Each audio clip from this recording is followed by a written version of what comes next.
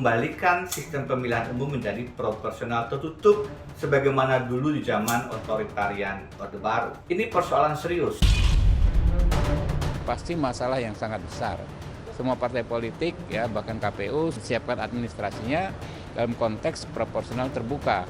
Kalau tiba-tiba berubah ya menjadi tertutup ya, dan jangan sampai terjadi kekacauan politik.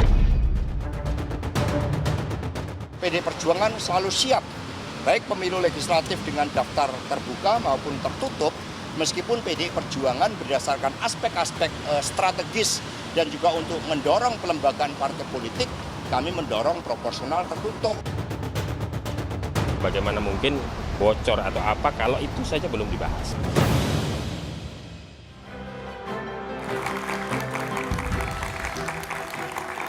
Mantan Wamenkumham era SBY, Denny Indrayana, mengaku mendapatkan informasi terkait uji materi Undang-Undang Pemilu di Mahkamah Konstitusi. Menurut dia, MK akan mengembalikan pemilu legislatif ke sistem proporsional tertutup lagi. Lontaran Denny menuai kontroversi. Menko Polhukam Mahfud MD meminta polisi menyelidiki kasus ini. Pasalnya, jika benar Denny mendapatkan informasi putusan MK sebelum dibacakan, hal ini masuk kategori membocorkan rahasia negara. Benarkah Majelis Hakim Mahkamah Konstitusi sudah memutus uji materi Undang-Undang Pemilu ini? Dan apa implikasinya jika Mahkamah Konstitusi memutuskan pemilu legislatif menggunakan sistem proporsional tertutup lagi? Inilah tema Satu Meja The Forum. Benarkah pemilu tertutup lagi dalam tanda tanya?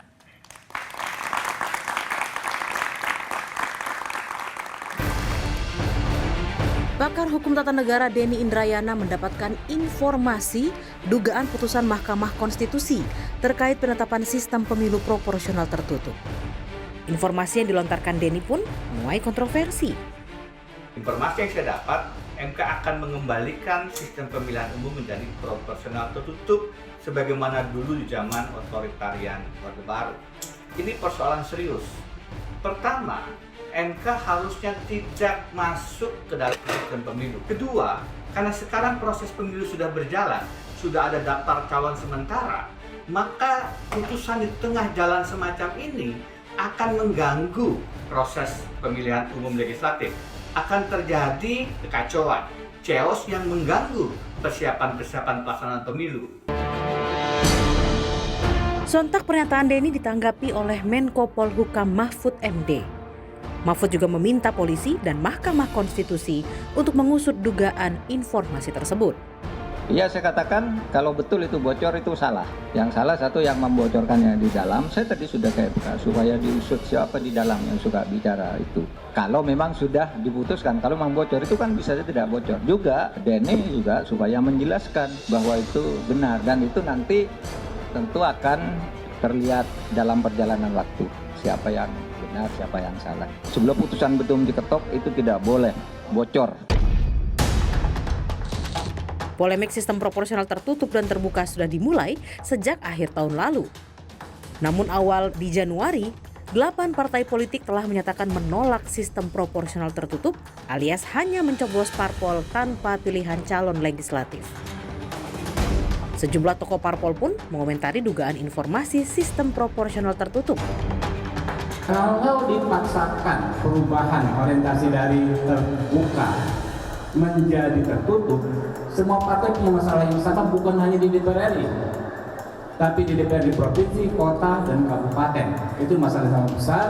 Bisa-bisa banyak sekali orang yang mundur sebagai caleg, sehingga tahapan pemilu bisa terancam. Kan putusan MK itu final dan mengikat. Mestinya kan sudah final itu. Jadi karena itu, kalau misalnya diuji lagi sekarang, lalu dibuat tertutup, nah ini salah, menyalahi yang sudah final dan mengikat tadi.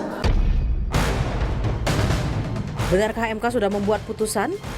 Dan mengapa dugaan informasi ini semakin memanas di tahun politik?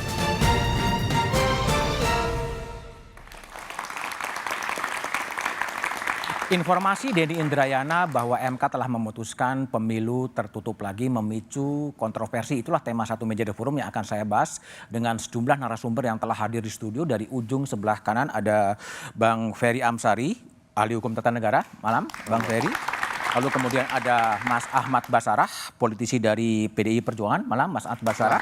Di sebelah kiri saya ada Beni Harman, Wakil Ketua Umum Partai Demokrat, malam Bang Beni. Lalu kemudian dari Melbourne melalui sambungan Zoom ada Denny Indrayana, malam Bang Denny. Selamat malam semua. Kemudian ada juga Menko Polhukam Mahfud MD dari ND, ya, melalui sambungan telepon, malam Pak Mahfud. Malam. Dan ada juga Hakim Mahkamah Konstitusi 2015-2020 Dewa Gede Palguna yang sedang berada di Bali. Malam Pak Palguna. Selamat malam. Oke. Baik, saya akan tanyakan terlebih dulu kepada Pak Mahfud dari ND. Pak Mahfud, Anda keras sekali merespon cuitan dari Denny Indrayana yang mengatakan pemilu legislatif bakal tertutup lagi. Apa sebenarnya dasar Pak Mahfud? Enggak, kalau saya pemilih legislatif terbuka, tertutup, miring atau tegak itu saya tidak peduli itu.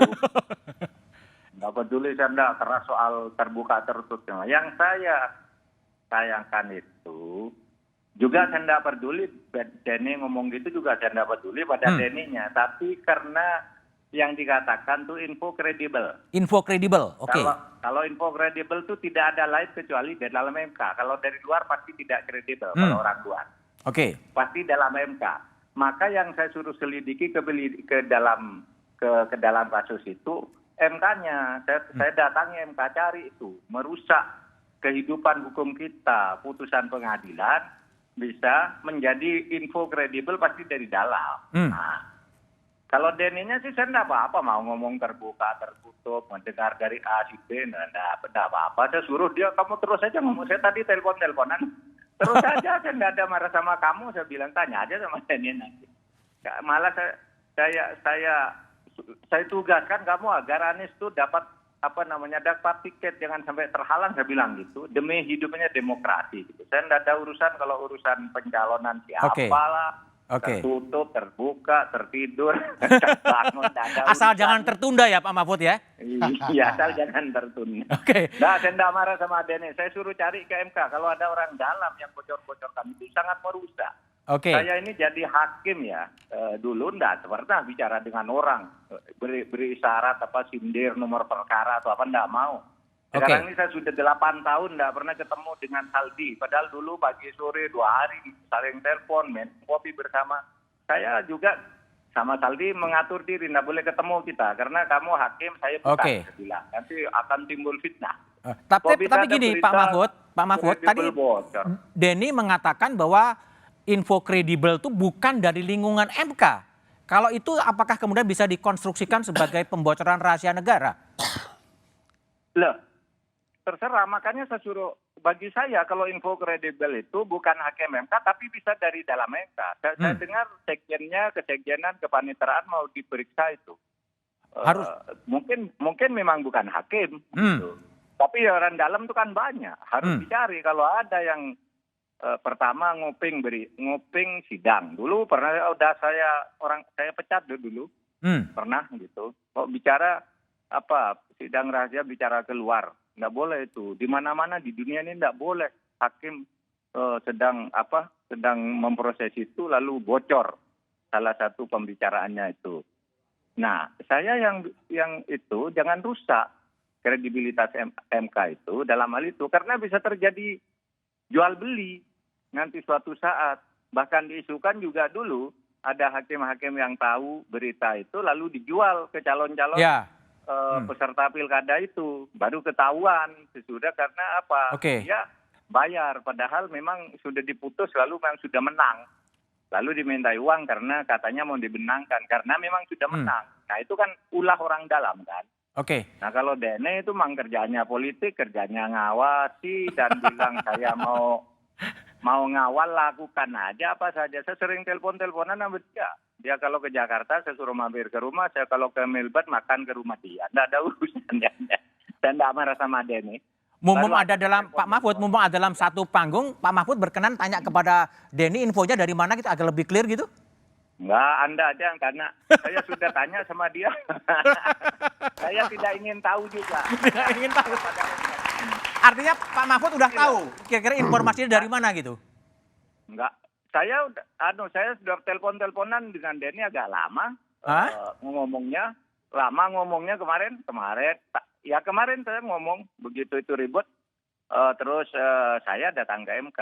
Bagi saya tuh saya datang itu harus dicari. Ini soal kredibilitas pengadilan, saya bilang. Kalau Denny tahu dari siapa, saya tidak ingin tahu dari Denny. Pasti tidak akan buka. Pasti tidak bakal buka dia. Oke. Kamu paksa pun, Mas Budiman paksa pun sekarang melalui video Zoom tidak bakal buka dia. Bunuh diri kalau buka itu. Oke. Tapi hasil kelanjutan dari penyelidikan kepolisian gimana Pak Mahfud? Oh, enggak tahu saya. Kan saya tidak bukan saya pelapornya. Saya kayaknya MK sendiri yang akan melakukan tindakan gitu ya. Oke.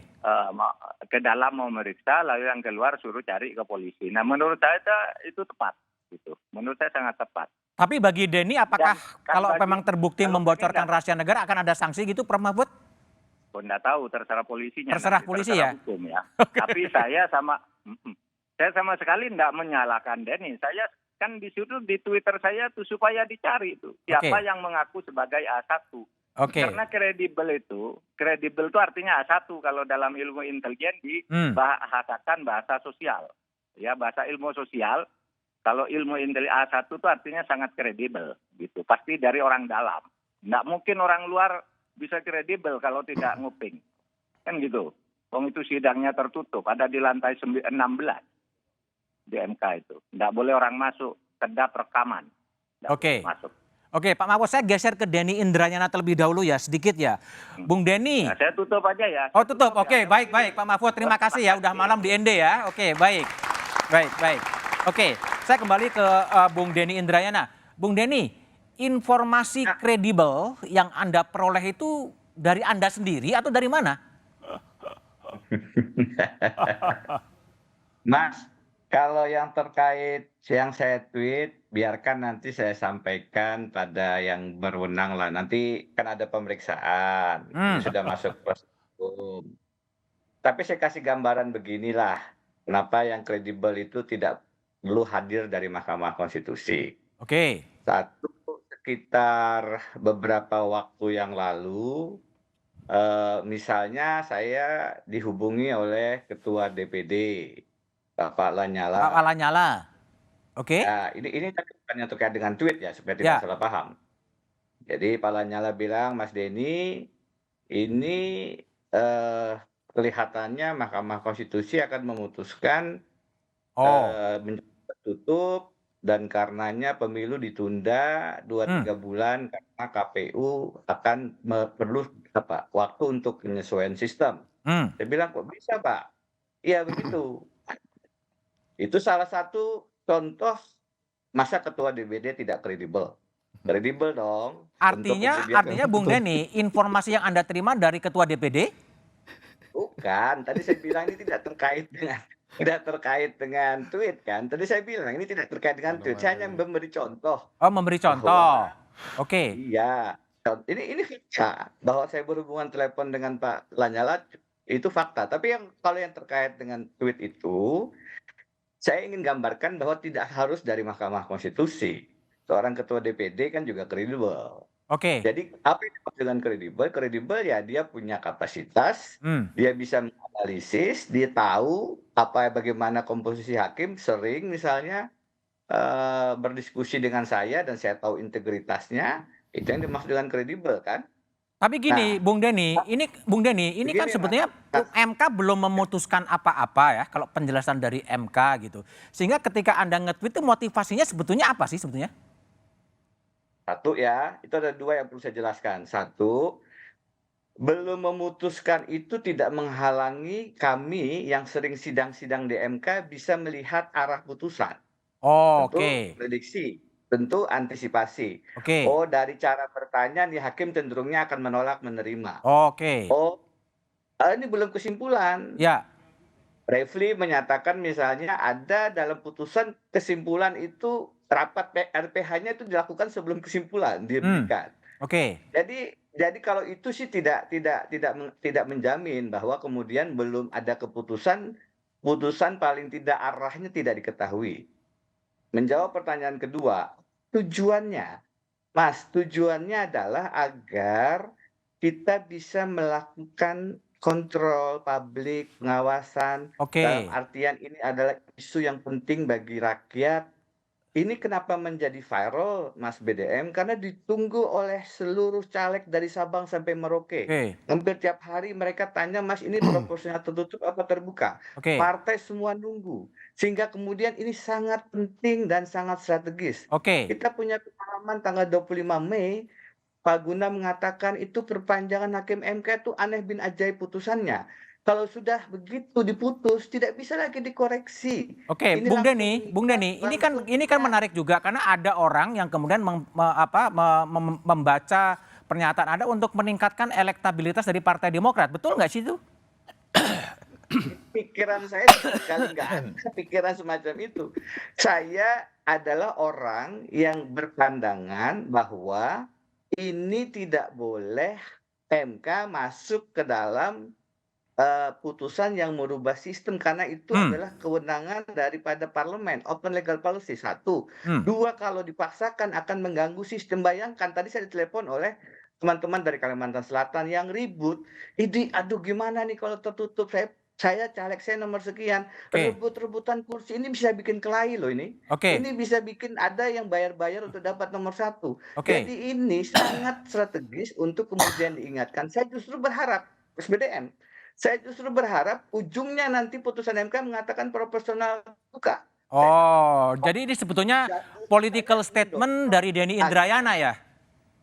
Saya pendukung sistem proporsional terbuka, Oke. Karena itu, ini cara kita untuk memberi kesempatan kepada MK sebelum diputus, tolong dipikirkan matang-matang. Karena ini dampaknya luar biasa. Saya justru ingin ini proporsional terbuka tetap dipertahankan. Karena menurut saya itu dengan segala plus minusnya saat sekarang yang terbaik. Kalau ingin diubah sistemnya, beri ruang kepada parlemen, DPR, Presiden dan DPD untuk diskusi dan cukup waktunya. Baik. Tanpa kemudian mengganggu persiapan pemilu yang sudah berjalan. Baik, Bung Denny Indrayana. Saya akan tanya kepada Hakim Konstitusi Idewa Gede Palguna. Pak Palguna, jadi kalau dari diskusi dengan Denny Indrayana dan kemudian dari Pak Mahfud, potensi kebocorannya dari mana sih Pak Palguna? Tapi jawaban Pak Palguna setelah jeda berikut ini. Terima kasih juga kepada Prof Mahfud dan Denny Indrayana telah tergabung di Satu Meja The Forum.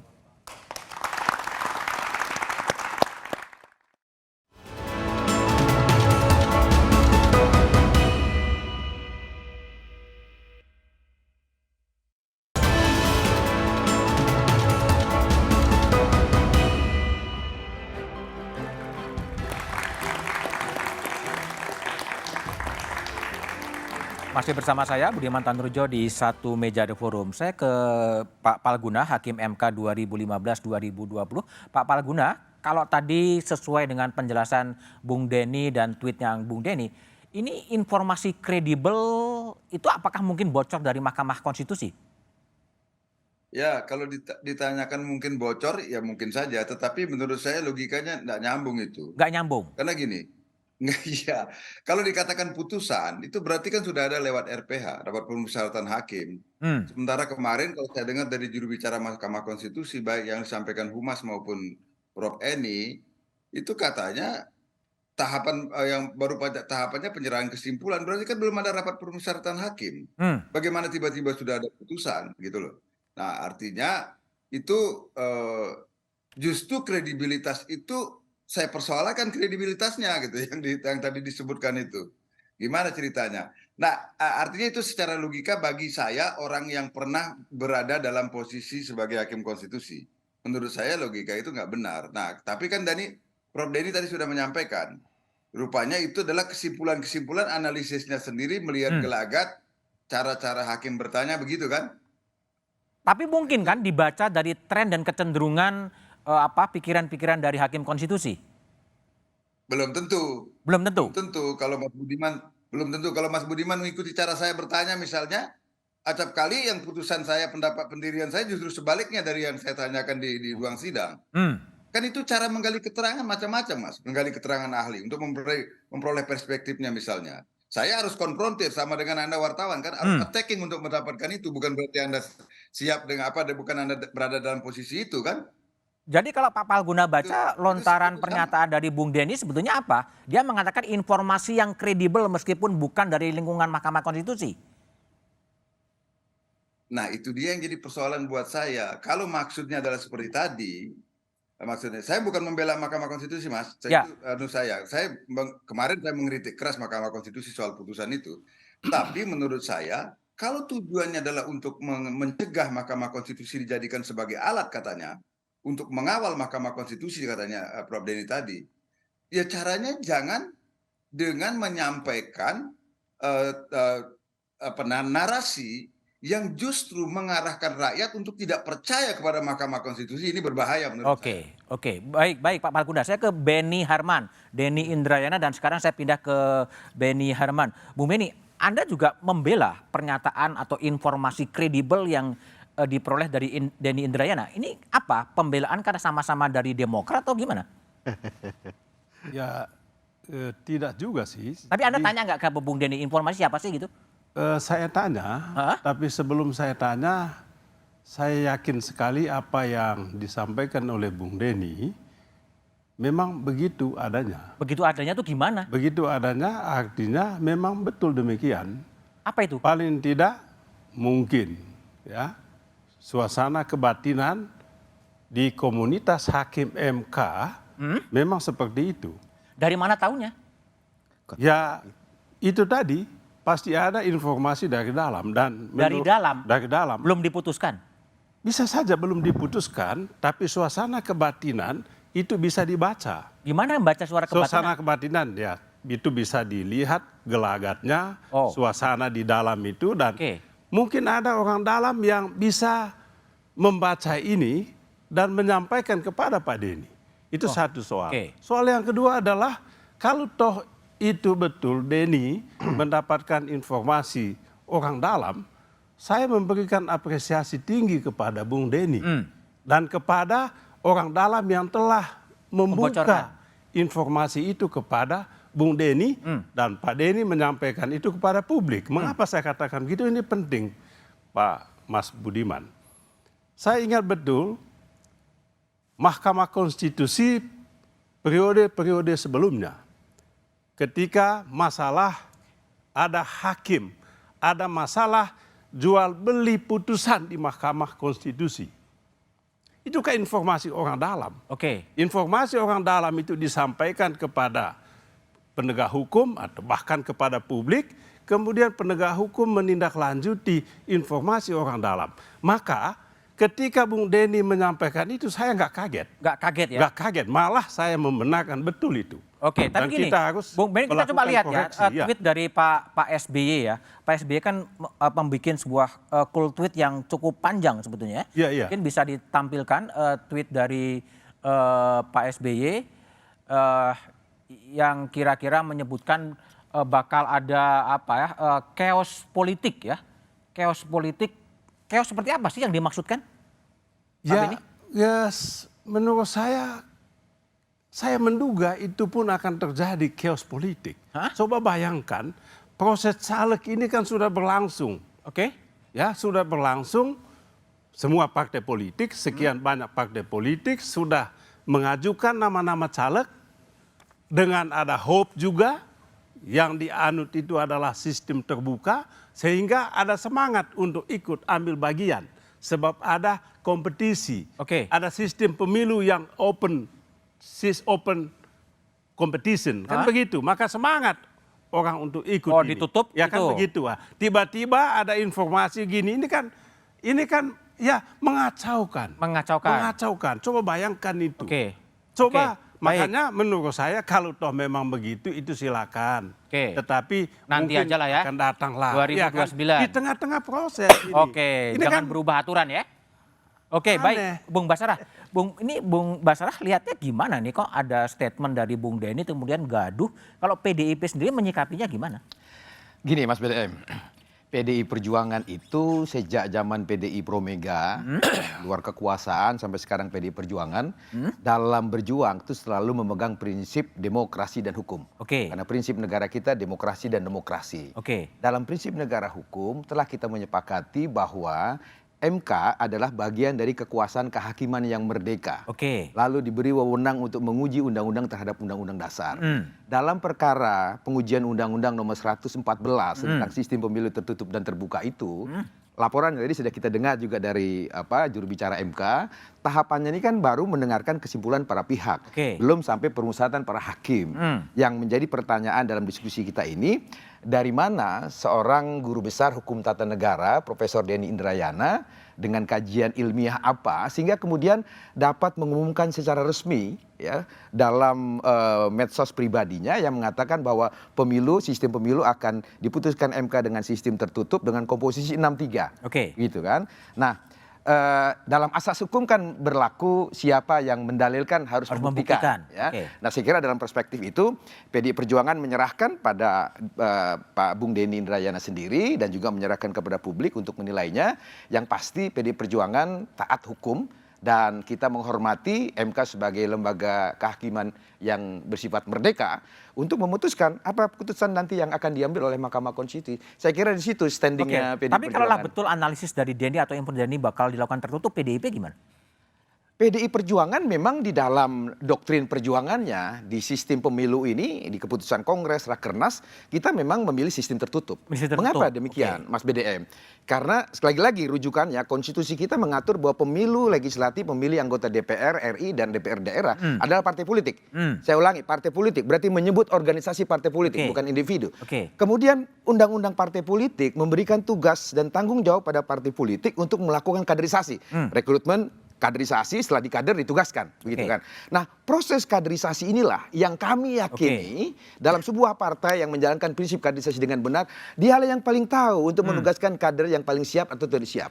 Nah, sistem kaderisasi ini kami yakini dalam kawah canda di muka PDI Perjuangan, rakyat biasa seperti Pak Jokowi bisa menjadi Presiden Republik Indonesia, Pak Ganjar juga rakyat kebanyakan bisa menjadi Presiden. Karena kami percaya betul dengan sistem kaderisasi kami. Terserah pada MK lah ya. Namun demikian, sekali lagi Mas BDM, posisi PDI Perjuangan bukan pemohon dalam judicial review ini. Ini di luar PDI Perjuangan, begitu kan? Kita tidak terlibat di dalam proses uji materi itu. Baik, Bung Ferry Amsari. Ini Anda lihat gimana ya setelah kemudian tweet dari Bung Denny kemudian terjadi kegaduhan, terjadi disinformasi, terjadi rekontekstualisasi. Bacaan Anda seperti apa tapi setelah jeda berikut.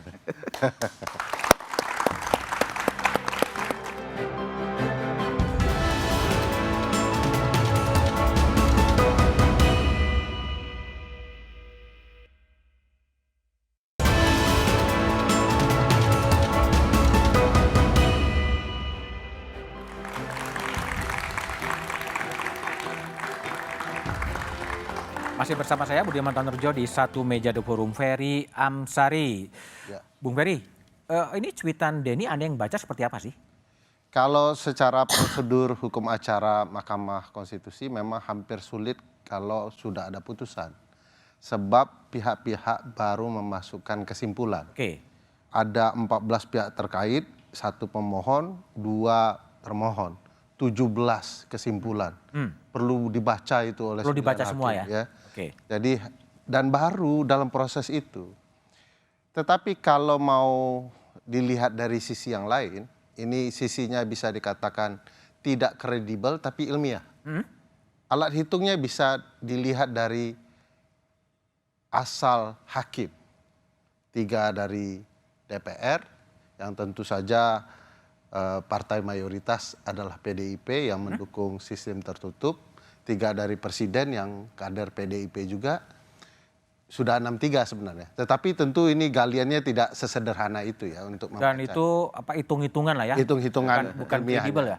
Tidak data yang disampaikan. Tapi gini, kalau kembali kepada fokus persoalan, apakah betul tadi sinyalemen dari Pak SBY kalau itu tiba-tiba berubah terjadi chaos politik menurut Anda? Chaos dalam artian partai-partai yang sudah mempersiapkan segala strategi menuju 2024 harus mengubah segala taktik. Dan tentu ini tidak hanya merugikan partai tetapi juga kader karena mereka juga harus memikirkan banyak hal, lalu juga penyelenggara karena harus sosialisasi lagi, apalagi peserta pemilih. Mereka juga akan kebingungan. Biasanya ada nama tiba-tiba hilang nama kan begitu ya.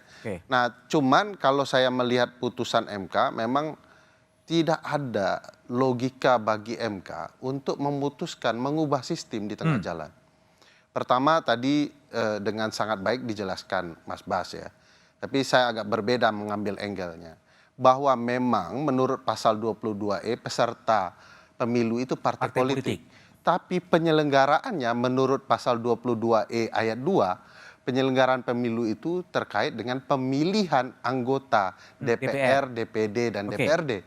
Jadi mau tidak mau konsep keterbukaan dalam sistem itu terang benerang. Belum lagi bicara soal kedaulatan di pasal 1 ayat 2 dan kemudian langsung di pasal azas pemilu di pasal 22E. Jadi apalagi putusan MK sudah final menurut putusan nomor 22/24 PUU 6 Romawi tahun 2008. Dan paling hebat Mas Budi kalau kemudian MK mengubah sistem padahal dalam putusan-putusan sebelumnya kalau dinyatakan open legal policy, ya kebijakan hukum terbuka, yaitu Undang-Undang Dasar memberikan hak kepada pembentuk undang-undang mengatur pasal 22E ayat 6 tata cara pemilu diatur lebih lanjut dengan undang-undang. Maka ini nuansa open legal policy. Biasanya MK nolak itu. Ya biasanya ya. Ya dalam putusan sebelumnya khusus generasi sekarang. Nah aneh kalau kemudian Mahkamah Konstitusi tiba-tiba mengambil tindakan untuk menafsirkan. Tapi sudah ada contohnya putusan KPK kemarin. Saya ke Mas Basarah lagi. Mas Basarah ini kan setelah ada gaduh itu kan 8 parpol politik di DPR kemudian menyatakan menolak proporsional tertutup. Tapi PDIP tetap ingin tertutup.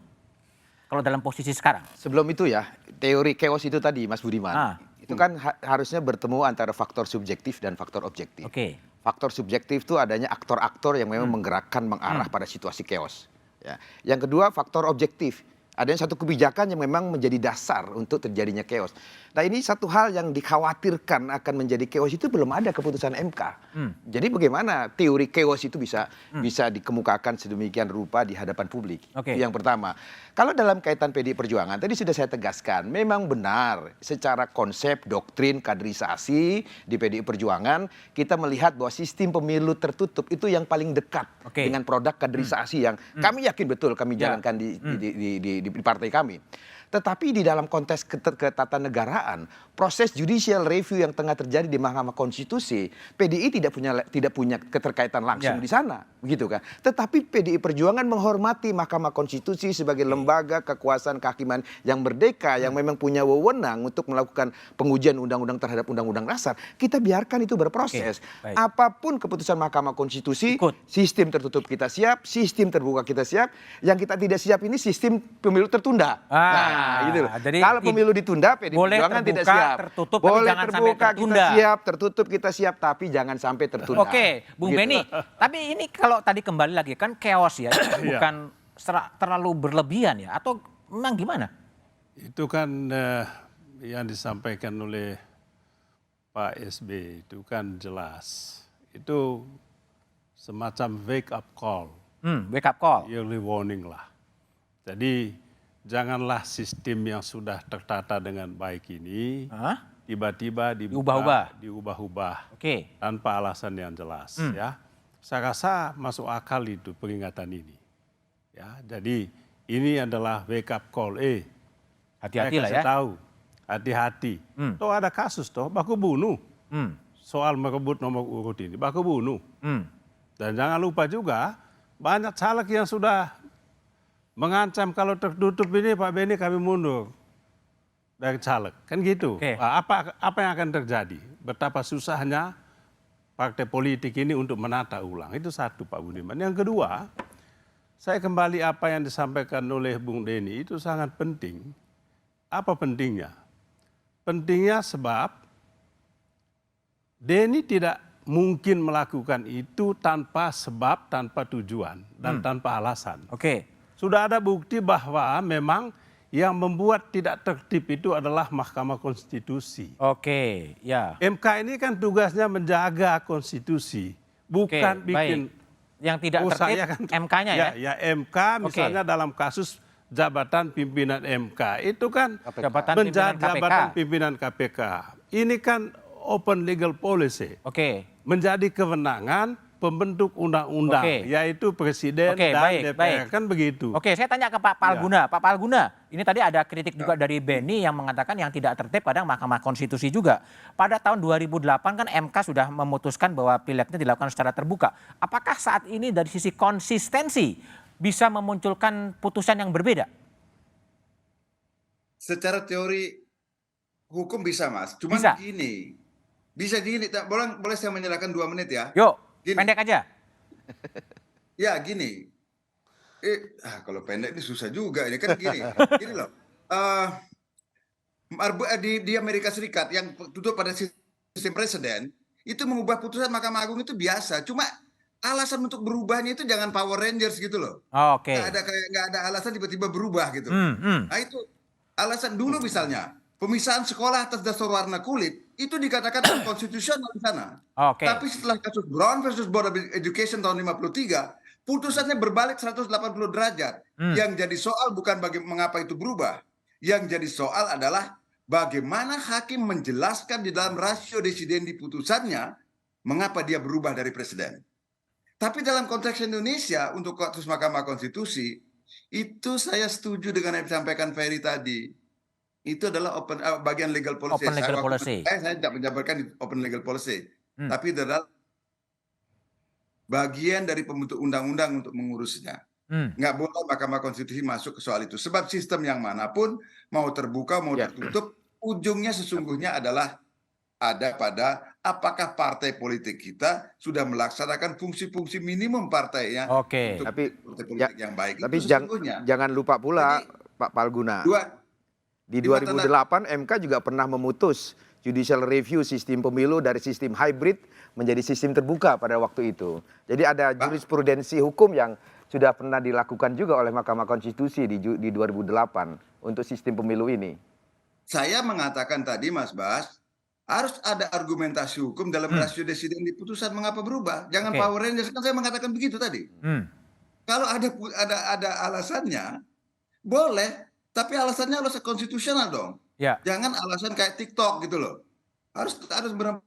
Kalau konteks yang sekarang ini kan MK belum mengeluarkan keputusan, Pak Pal. Makanya saya mau masuk ke persoalan terakhir yang mau saya tanyakan. Yang silakan Pak Palguna. Itu sekarang siapa? Kan pernyataannya Denny. Di situ. Ya, jadi memang ini belum jelas gitu. Ini semata-mata analisis dari Denny Indrayana yang seakan-akan MK itu sudah memutuskan pemilu tertutup dengan komposisi 6-3. Gitu Pak Palguna. Kembali ke Benny. Ben, kalau memang sinyalemen atau informasi kredibel yang diperoleh Denny Indrayana itu betul bahwa kembali ke sistem tertutup, Demokrat mau ngapain? Tapi jawabannya setelah jeda berikut ini.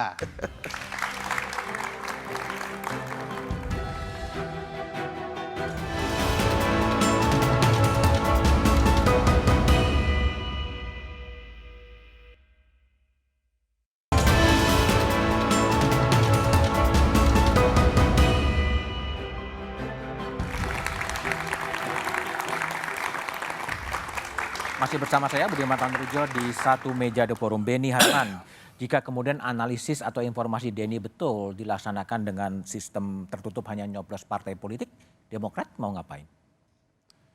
Ya, sebelum apa yang mau dilakukan oleh Demokrat sikapnya ya, kita tetap mempersoalkan kewenangan Mahkamah Konstitusi. Kami punya pandangan, pendapat, Mahkamah Konstitusi sama sekali tidak punya kewenangan apapun untuk menentukan ini. Yang kedua, fakta politiknya dari 9 fraksi yang ada di parlemen, 8 dengan tegas menolak sistem tertutup, tetap mendukung sistem terbuka ini. Nah, kalau dinyatakan tertutup gimana? Kalau dinyatakan terbuka, saya duga 8 fraksi partai politik yang ada di parlemen ini bukan tidak mungkin akan melakukan boykot. Boykot pemilu ini. Oke, Nah, kalau dan tertutup ya. Kalau boykot ini dilakukan, maka memang inilah agenda tersembunyi dari 8 parpol dong. Dari belakang ini untuk apa? Untuk menunda pemilu ini. Bikin chaos situasi ini kan begitu. Macam ya. Macam-macam. Jadi tetap memang ada skenario begitu. Bukan tidak mungkin ini. Ya, jadi sengaja itu dilakukan. Oke, baik Bung Beni. Bung Bas, jadi kalau Bung Bas lihat, kalau kemudian skenarionya adalah tetap menggunakan proporsional terbuka, PDIP gimana? Sebelumnya Bung Beni mengatakan kalau sistem pemilu tertutup akan memboikot, jangan-jangan itu akan membuat pemilu menjadi tertunda, Bung Beni. Jadi siapa yang meminta tertunda jadi ya? Jadi begini, Mas BDM. Bagi PDI Perjuangan, sekali lagi dalam hal berjuang kita selalu memegang teguh pada prinsip demokrasi dan prinsip hukum. Kita hormati kewenangan MK dalam menguji undang-undang pemilu sistem tertutup terbuka ini. Kita tunggu PDI Perjuangan pada posisi yang menunggu saja keputusan apa yang akan diputuskan oleh Mahkamah Konstitusi. Mau memutuskan terbuka kami siap, memutuskan kami tertutup siap. Kami tidak mau mencampuri, mengintervensi, apalagi menakut-nakuti Mahkamah Konstitusi untuk mengambil keputusan sesuai dengan kemauan kami. Karena kita menghormati masing-masing kewenangan lembaga. Saya kira itu. Baik, Bung Bas. Pak Palguna, jadi sebaiknya kalau Bung Palguna yang pernah di Hakim Konstitusi, kira-kira gimana sebaiknya negarawan yang menguasai konstitusi yang akan memutuskan sistem politik, sistem pemilu yang terbuka dan tertutup itu, Pak Palguna? Satu, yang saya mau katakan, sekali Mahkamah Konstitusi mengatakan itu legal policy, taati itulah. Kecuali terdapat fakta lain, misalnya ada perubahan dalam sistem ketatanegaraan yang menyebabkan bahwa sesuatu yang dulu dikonstruksikan sebagai legal policy itu ternyata menjadi persoalan yang bisa dimasalahkan konstitusionalitasnya. Itu kan soal yang lain. Nah, saya tetap beranggapan cara-cara seperti ini adalah bentuk intervensi terhadap pengadilan. Dan itu tidak bagus dalam kalau kita berbicara tentang constitutional democratic state. Kalau cara-cara tuduhan semacam ini maksudnya. Tetapi bahwa harus ada kontrol terhadap pengadilan dalam pengertian yang positif, yang konstruktif itu sangat penting. Itulah sebabnya maka sebagai imbangan dari judicial independensi itu dibutuhkan yang namanya judicial accountability. Salah satunya adalah kewajiban hakim untuk membuat pertimbangan yang seargumentatif mungkin sehingga publik yang awam pun memahami mengapa ia tiba pada kesimpulan bahwa A, B, C, D, dan seterusnya begitu. Jadi tetap yang open legal policy, tetap accountable dengan argumentasi yang memang masuk akal ya Pak Palguna ya? Ya betul, jadi dia apa yang sudah dikatakan legal policy, taati itu. Nah, kecuali itu yang tadi saya katakan, ada nggak alasan untuk mengubah pendirian itu seperti yang dilakukan oleh Hakim Agung Amerika Serikat dari mengubah sekolah yang tadinya nggak pemisah sekolah atas dasar warna kulit itu tadinya bertentangan dengan undang-undang dasar, tidak bertentangan dengan undang-undang dasar menjadi bertentangan. Itu kan perlu argumentasi yang benar-benar luar biasa. Kalau tidak ada itu nggak ada alasan untuk menyatakan berubah. Baik Pak Palguna. Bung Ferry, jadi kalau kemudian betul ya, bahwa MK kemudian akan menjadi pemilunya menjadi tertutup, implikasi-implikasi apa yang bakal terjadi sebetulnya? Ya pertama dari sisi MK terlebih dahulu ketika mengubah. Tadi Pak Palguna sudah menyinggung soal boleh diubah kalau ada kondisi. Memang di dunia ilmu kekuasaan kehakiman ada dua alasan. Satu ada keadaan konstitusional baru, kedua terjadi perubahan konstitusi itu sendiri. Jadi batu ujinya sudah berubah tentu boleh tafsir baru. Nah kalau tidak konsekuensinya adalah jika hakim itu terdata mengubah sikap berhukumnya, dia masuk ke pelanggaran etik. Pelanggaran etik. Karena dia selalu menggunakan cara berpikir hukum berbeda-beda. Karena diduga pasti ada kepentingan bukan soal penegakan hukum. Jadi kalau dia sudah berbeda, kasus ini open legal policy, besok lain lagi itu pelanggaran. Terhadap pemilunya sendiri? Nah dalam konteks pemilu saya sudah mengatakan ini tidak sehat. Di tengah jalan tahapan berlangsung, tiba-tiba terjadi perubahan. Mas Bas betul ada juga waktu itu di tengah jalan, tapi itu tafsir yang harus kita anggap sebagai pengalaman buruk yang tidak boleh berulang. Jadi jangan kita mengulangi ini dan Mas Bas tadi kan cerita juga teman-teman pasti akan mengubah strategi, artinya partai sendiri siapapun partainya sedang tidak siap kalau ini terjadi perubahan tiba-tiba. Oleh karena itu MK juga harus menghormati konstitusi kita, putusan mereka sendiri, bahkan partai politik, peserta pemilu ya, dan para pemilih. Oke, baik Bung Ferry Amsari, Mas Ahmad Basarah, Bung Beni, dan Pak Palguna, terima kasih telah bergabung di satu meja The Forum. Perdebatan pemilu proporsional terbuka atau tertutup bukanlah akhir perjalanan negeri.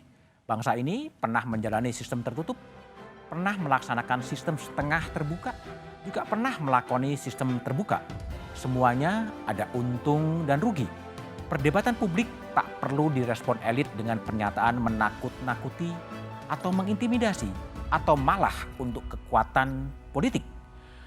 Pemilu bukan hanya milik elit, tapi sarana demokrasi untuk kepentingan publik. Mahkamah Konstitusi perlu bijak mengambil posisi, bukan hanya sekedar perpanjangan proksi, karena MK terlanjur ditempatkan sebagai penjaga konstitusi. Ibarat sebuah permainan, janganlah MK mengubah aturan di tengah jalan. Itu bukan mencerminkan tindakan negarawan. Pemilu akan kita laksanakan 14 Februari 2024. Pastikan untuk tetap mengikuti perkembangan terkini melalui Kompas TV, independen, terpercaya. Demikian satu meja The Forum malam ini. Sampai jumpa pekan depan.